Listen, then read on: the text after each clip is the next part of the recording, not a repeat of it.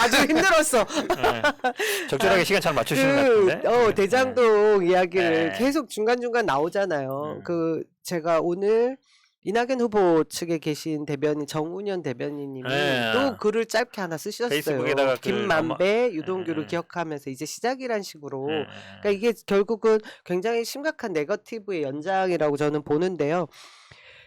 지금 흘러가는 이 프레임들이 수사를 정작 해야 될 부분과 또 하면서 아까 우리 현 변호사가 말씀하신 것처럼 피의사실 공표 부분에 해당되는 것들이 지금 이재명 후보에게만 공격 포인트로 지금 작용하고 있는 거잖아요. 이 부분에 대한 얘기를 우리가 앞으로 그려갈 거에 대한 예상도 하면서 어떻게 방어를 해야 될지에 대한 얘기도 좀 해야 될 것 같아요. 정영학 씨가 지금 뭐 잠적했다는 소문이 돌던데요, 언론에? 녹취록은 던져놓고 녹취록은 던져놓고 잠적했다. 근데 그 뭐 녹취록의 신빙성 여부를 떠나서 정영학 씨가 녹취록을 검찰에만 보낸 게 아니고 수사기관에만 그렇죠. 보낸 게 네, 아니고 네. 여러 군데 보낸 것 같아요. 그렇죠. 국민의힘 쪽에도 간 것 같습니다. 그런 것 같아요. 네. 예, 그런 것 같아요. 예. 녹취록은 제가 보기에 뭐 큰 문제는 안 될 것 같고, 왜냐면 이게 녹취라는 게 의도가 뻔하잖아요. 그러니까 누가 몰래 하는 게 아니라 전화한 사람이 녹취할 때나 본인 스스로 대화할 때는 자기한테 그냥 유리한 거 하려고 하는 거예요. 자기는 녹취하는지 알고 있기 때문에 자기한테 불리한 말을 절대 안 하고 상대방한테 어떻게든지 간에 그 말을 끄집어내려고 하거든요. 그러니까 녹취 그 자체를 뭐 100% 믿진 잘 않고, 그 다음에 이 녹취했던 게 대부분 보면 이제 2018년 말 20년 이렇게 막 수입이 늘어나면서, 원래는 이제 그 4천억은 다 분배하기로 약정돼 있었던 건데 분양한 거는 다 이제 화천동인의 거예요. 사실은 다 3천억이나 이상 되는 돈이, 그게는 천화동인 사람들의 갈 게 아니다 보니까 이게 다 먹냐, 이게 나눠야지, 왜 그러냐, 막 이렇게 싸우면서 서로 이제 그래서 분쟁이 됐다고 보도가 나오잖아요. 그러면 자기들끼리 내부에서 이 돈을 어떻게 나눌 건가, 이게 가장 큰 쟁점이었던 거고, 거기서는 뭐 아까 말씀처럼 이제 이재명 지사 얘기는 안 나온다는 거잖아요. 그러니까 제가 보도 이 돈 받은 것도 지금 관광공사 그만두고 나서 본인이 뭐 사업을 하든 뭐 위원 유자료 이런 걸 보면 이제 그만두고 나서 한 거라서 별 문제 안 되는데, 이제 문제되는 게 이제 배임 여부, 결국은 이제 그 민간 사업자가 돈을 너무 많이 갖고 가게 다 의도적으로 만든 거 아니냐, 막 이렇게 프레임을 짜고 있어서, 거기서 이제 문제가 됐던 게 이제 한겨레 신문이 보도했던 게 이거잖아요. 주주 협약할 때 그 직원이 이게 수익을 1,400, 땅값이 1,400만 이상 되면 나머지는 갖고 와야 된다, 이렇게 이제 했는데 그 유동규 본부장이 그걸 말렸다, 삭제했다, 이런 얘기잖아요. 저는 근데 몇 번 말씀드렸는데 그 부분이 사실은 원래 그 공모 지침서라든지 질의응답에 다 있던 거거든요. 근데 그거에 반하게 다시 뭐 협약서를 써라, 그건 말이 안 되는 거예요, 상식적으로. 그래서 그 보도는 저는 조금 문제가 있다고 보고, 사실은 이 나중에 사후적 결과론적인 것만 가지고서 이걸 뭐 배임으로 묶기는 저는 쉽지 않다고 보고 있습니다. 제가 뭐 예전에도 말씀드린 적이 있는데, 이 건 관련해 가지고 사실은 이재명 당시 시장이 성남시에서 공무원들한테 굉장히 엄격한 그 잣대를 들이대면서 공무원들 비행에 대해서 막 엄단하고 막 이런 게 있어요. 그래가지고 공무원 내부 사회 분위기가 그렇게 썩 좋았던 건 아닙니다.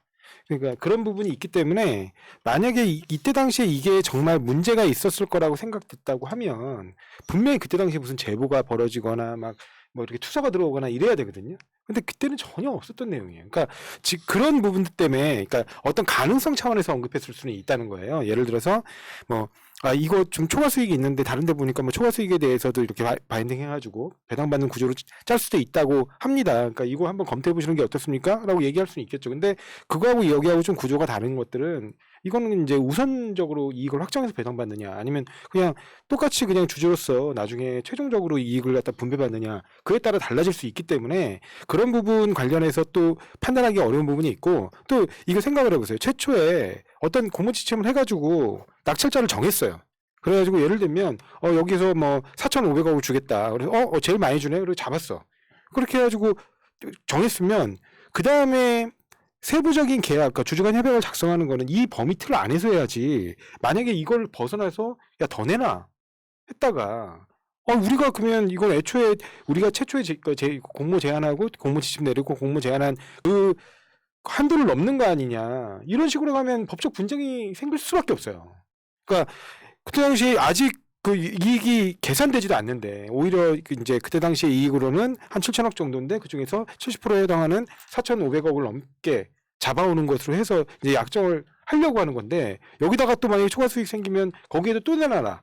만약에 이런 식으로 요구해서 애초에 공모지침이나 공모제한과 다른 방식으로 요구를 하게 되면 당연히 소송 걸리죠. 이건 소송 안 걸릴 수가 없어요. 그렇지, 말이 안 되는 네, 거죠. 왜 내가 아주 최대치로 그 저기 뭐 의견을 이익을 준다고 해서 나를 낙찰자로 선정해 놓고 여기서 그냥 더 내놓으라고 그러는 거잖아요. 그러니까 나머지 3개 기관들이 이미 다 그 참여해서 그 중에서 내가 1등으로 뽑혔는데 그거보다 더 희생을 강요하는 내용으로 만약에 하지 않으면 안 하겠다.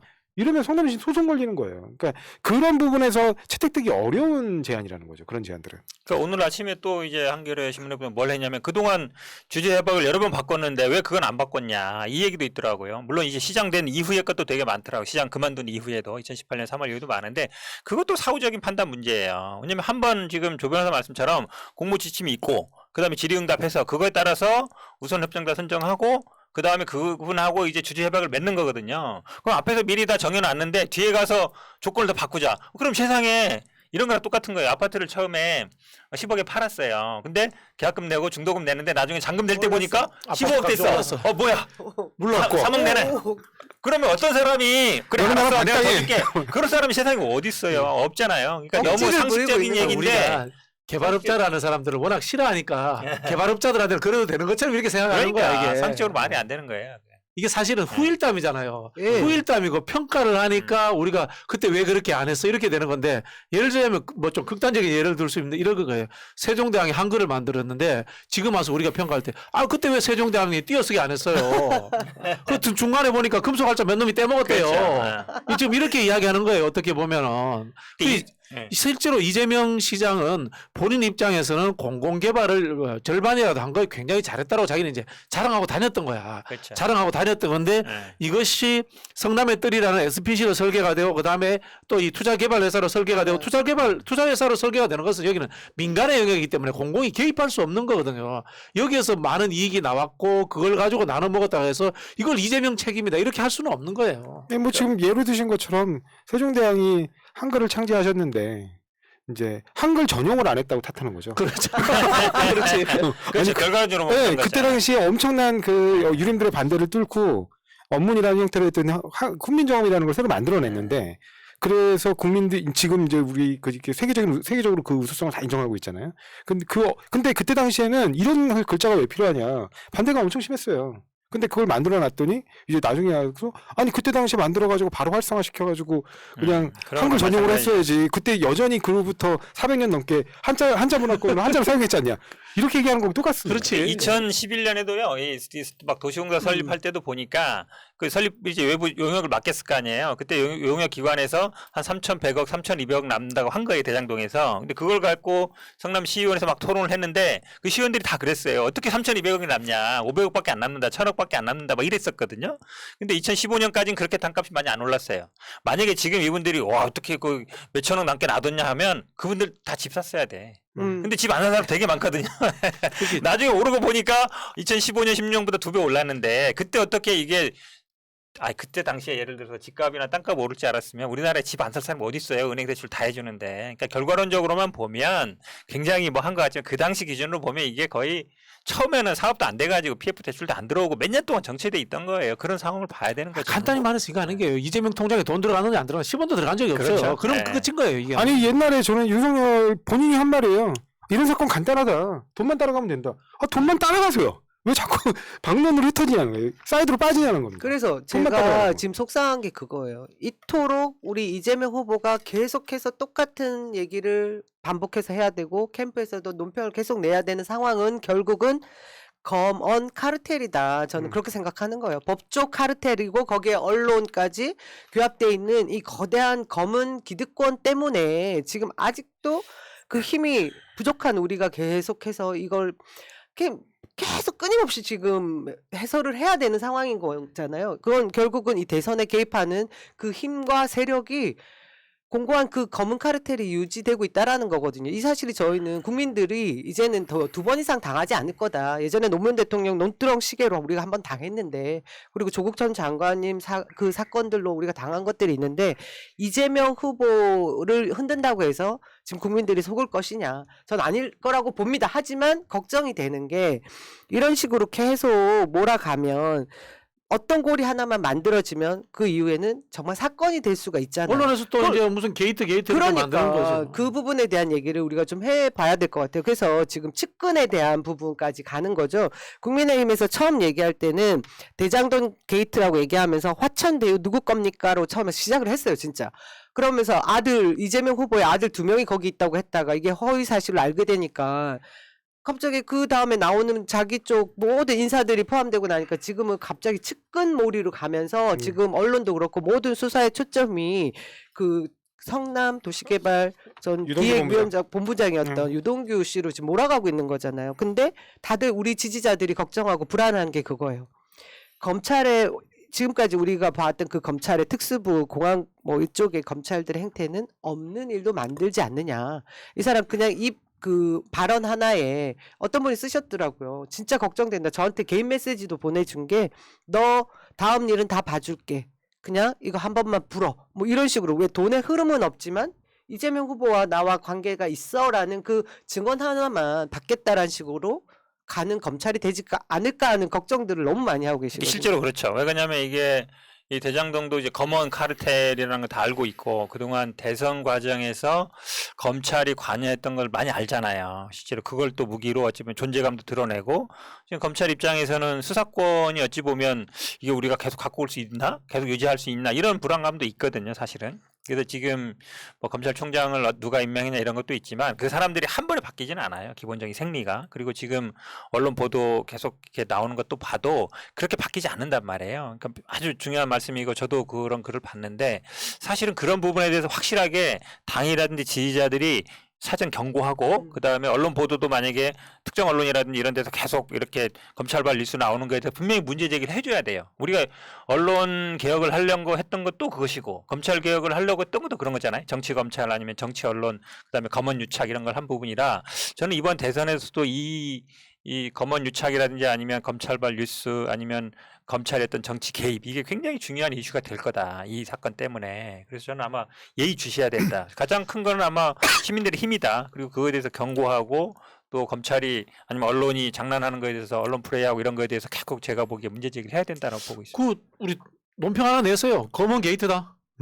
이거는 뭐 본질은 검은 게이트다. 검은 게이트고 이거 그대로 두면 안 된다. 검수완박해야 된다. 이런 식으로 한번 몰고 나갈 필요도 있다는 생각이 들어요. 제가 이제 뭐 민주당 저도 뭐 구성원입니다만은 늘 이제 불만을 갖고 있는 것 중에 하나가 이런 거예요. 이런 일이 있을 때 한 번 피고 한 번 논평 세우고 끝이야. 저는 이번에 그 윤석열 집을 간 거 정말 잘했다고 생각해요. 국회의원들이 간 거. 하나 물면요 끝까지 해야 돼요. 한번 생각을 해보세요. 우리 상식적으로 남산에 올라가가지고 김만배 누나가 돌 던졌는데 그 돌이 왜 윤석열 아버지 집에 들어가? 300만 분의 1의 확률이라는 게 그게 우연이라고 봐야 돼요. 우리가 아무도 우연이라고 생각하지 않죠. 그런데 그런 일이 있으면은 한번 해프닝처럼 언론 기사에 나가게 할 것이 아니라 수많은 퍼포먼스를 해가지고 그 기사가 그렇죠. 계속 나가도록 해주는 게 정치인의 실력이에요. 네. 그리고 지금 말씀하셨는데 측근 이렇게 하잖아요. 근데 아버지보다 가까운 측근, 아들보다 가까운 측근이 있나요? 가족만큼 가까운 사람이 있나요? 그러니까 이미 다 드러났잖아요. 아들이 50억을 받고 아버지가 아주 기가 막힌 우연으로 그 김만배 씨의 누나와 저하고 그다음에 장모는 또 아니 자꾸 이게 지금 부동산 개발 천문학적인 개발이익 하는데 그 윤석열 장모는 지금 농지법 위반 의혹이 제가 볼 때는 명백해 보여요. 농지법 위반이 명백한 형태로 땅을 사가지고 거기다가 아파트 져가지고 큰 돈을 벌었어요. 많이 벌었죠. 네, 큰 돈을 벌었어요. 유동규 씨를 관리 못했다고 네.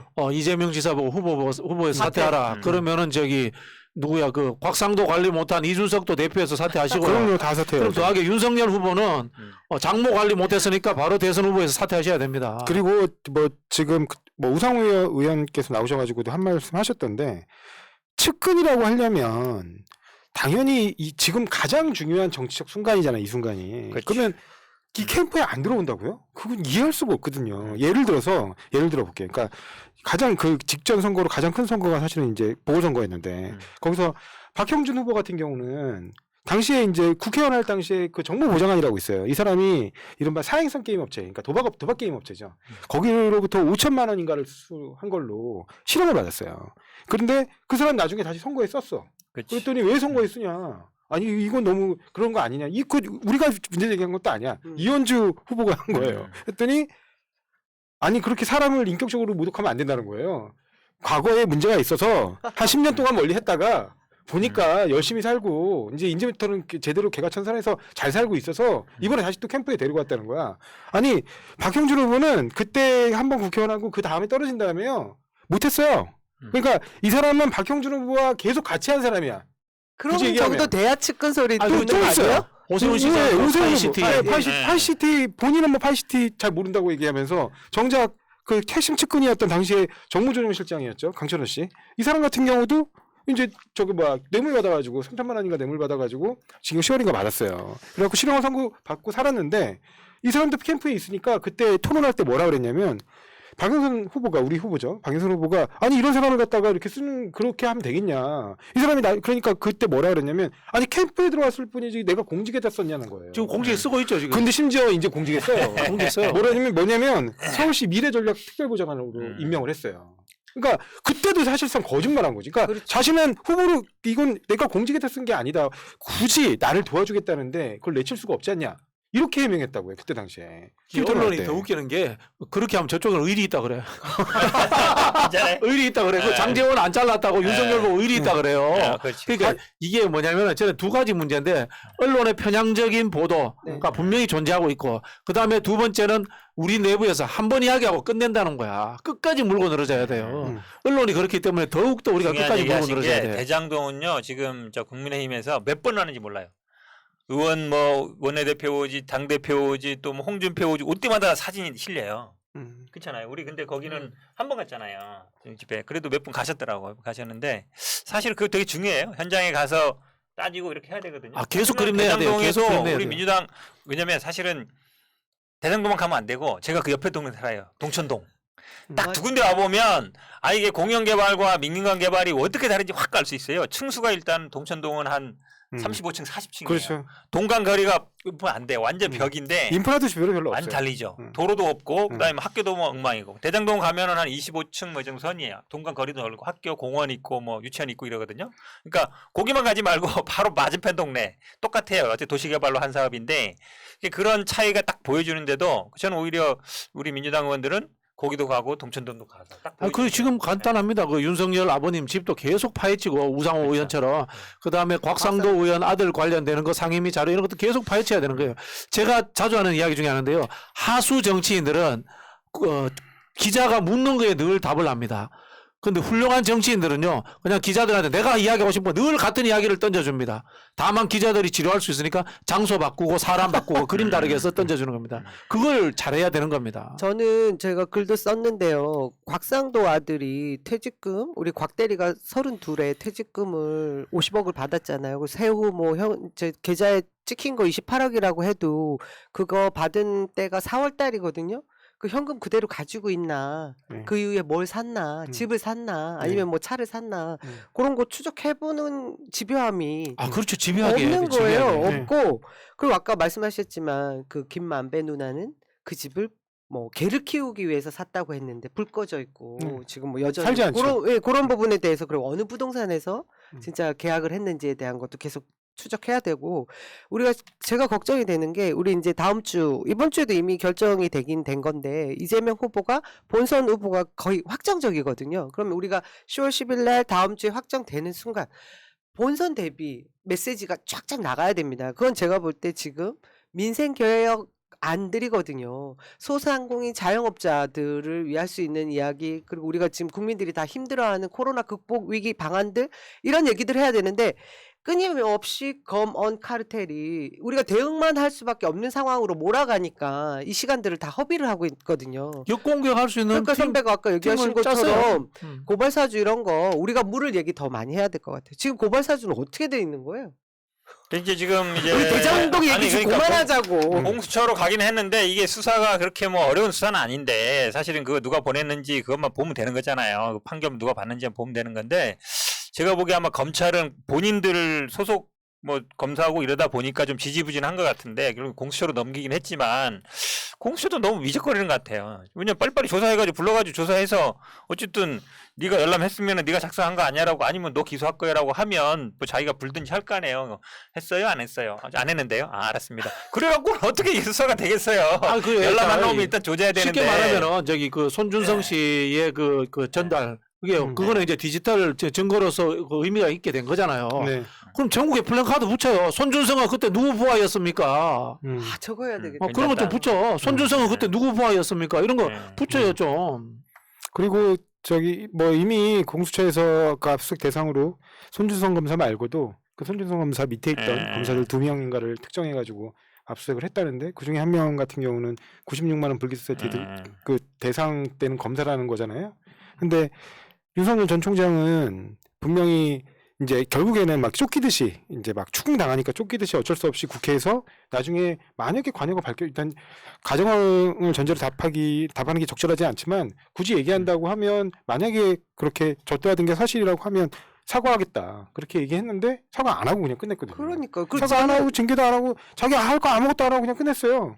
그러니까 자기 사람이니까 이런 거죠. 당해야 돼요. 아니, 파헤쳐야 그 제가 제가 그러니까 그 손준성 검사 이런 사람들이 뭐 기소가 되든지 아니면 뭔가 돼야 지금 그쪽에서 공격하는 거 구속됐다 이거거든요. 그 지금 그러니까 수사가 민주당이 하는 정치적 행위가 어떤 방식이냐면은 언론에 나오면은 거기 떼거리 하듯이 가서 한 방 터뜨리고 한 방 터뜨리고 끝나는데 이게 아니고 파헤쳐야 돼요.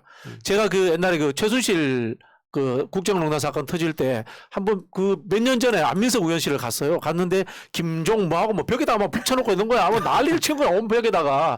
그래서 내가 형님 이거 뭐예요? 그러니까 내 생각에는 김종하고 차은택이 뒤에 뭐가 있는 것 같다는 거야. 근데 언론에 한두 번 나온 게 다야. 진짜 큰일 해주셨죠. 그걸 몇 년을 파헤친 거야. 도표를 온 벽에 다 붙여놨더라고. 우리 영화 보면 나오는 것처럼. 아 그렇죠. 영화 보면 추적하듯이 범죄자 추적하듯이. 네. 아, 그렇게 해야 되는 거예요 지금. 저는 끈질기게. 진짜 달고 맞아요. 싶은 현수막 문구가 생각이 났어요. 네. 한동훈 휴대폰 번호 뭡니까? 진짜 그렇지, 달고 싶어. 이거 전부 그렇지. 전국에 도배 좀 했으면 좋겠어. 그거 털면 다 나올 것 같은데 왜 아직 그걸 못 털고 지금 아무 얘기도 안 흘러나오냐고요. 그러면서 유동규 씨는 지금 이재명 후보와 어떤 연결고리로 돈이 왔다 갔다 한 것도 없는데 마치 뭐가 있을 것 같이 계속해서 쓰고 있잖아요. 체포했습니다.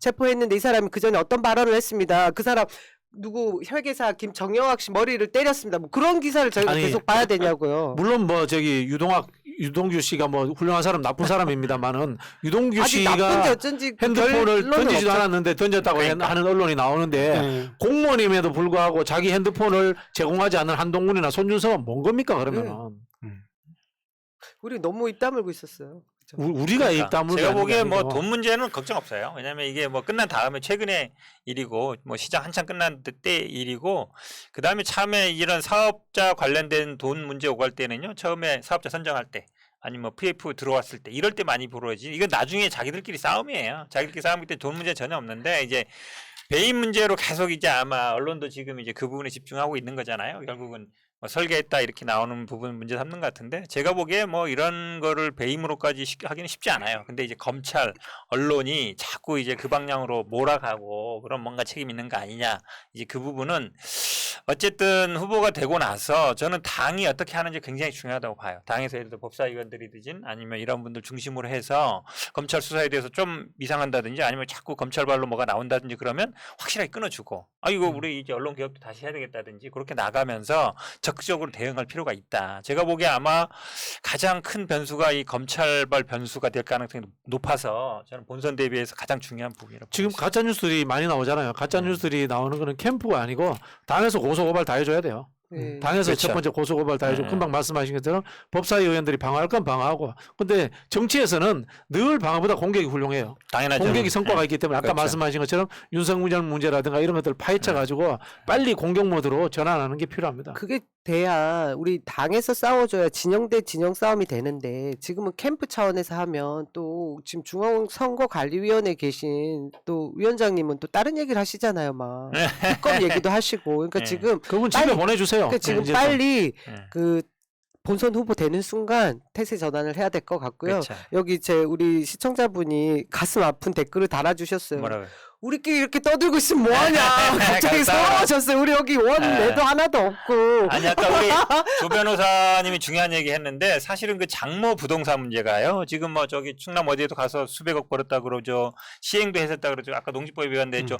장모 부동산만 따져도 지금 이 여기랑 다르지 않아요. 수백억 벌었거든요. 부동산으로. 근데 그런 부분들을 사실은 말씀처럼 우리가 뭐 국감이라든지 이런 데서 그거 따져야 돼. 사실은 그걸 얘기해서 그때 뭐 농지법 위반이든 아니면 그때 세금을 냈는지 아니면 어떻게 대출을 했는지 어떻게 돈을 벌었는지 그 부분 같은 걸 해야 되거든요. 그런 부분에 치고 나가는 게 제가 보기에 제일 나아요. 네. 우리가 이거 현장 이 상황에도 네. 동네 다리 나왔다고 문자 돌리는 국회의원 놈 있어 진짜.